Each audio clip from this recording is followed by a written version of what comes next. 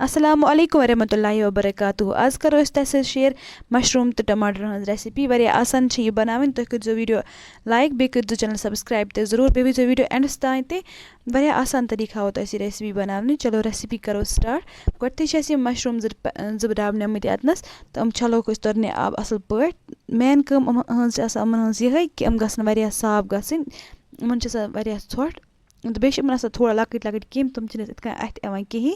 तम पे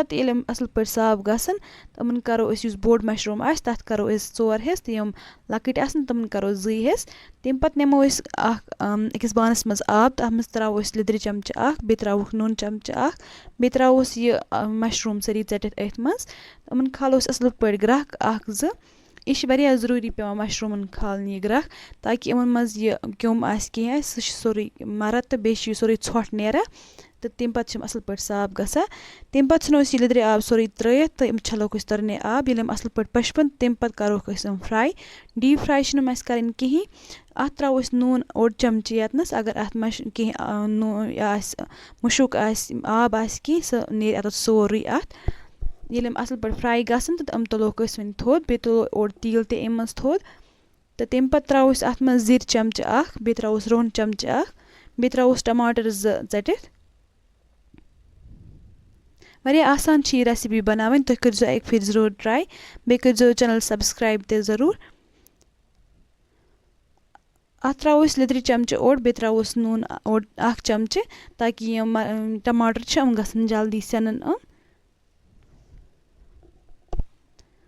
तो हेकि वुचित अत द्रा थोड़ा आब तो अत थो वन ढक्कन दित युत जल्दी सेनन ये आब खुशक गस तो अमन दिमो थोड़ा गस हूँ चमचे सत ताकि यम टमाटर अमन अगर कह मज कह पीस न्यूल रोदमुत सह गस सह सेन इत कन तम पे साइडन तील त्रावन तो अत त्रो मरचांगन 1 चमचे यह करो असल पे मिक्स तो बे त्रो थोड़ा सा आब अतनस ताकि मरचांगन गसन असल पे मिक्स अत सत टमाटरन सत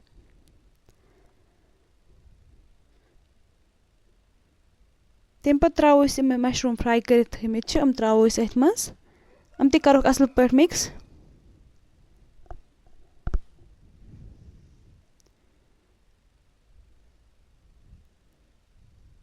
तम पे त्रो अथ मज मिक्सड मसाला 1 चमचे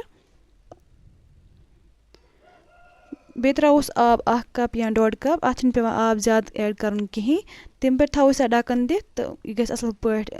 यह खुशक गसन तो हेकि वुचित यह गो असल पे तैयार उम्मीद कर कि तह यह रेसिपी पसंद आम तुह कर एक फिर जरूर ट्राई यह रेसिपी पे कर कमेंट कि तह किस बासो सन यह रेसिपी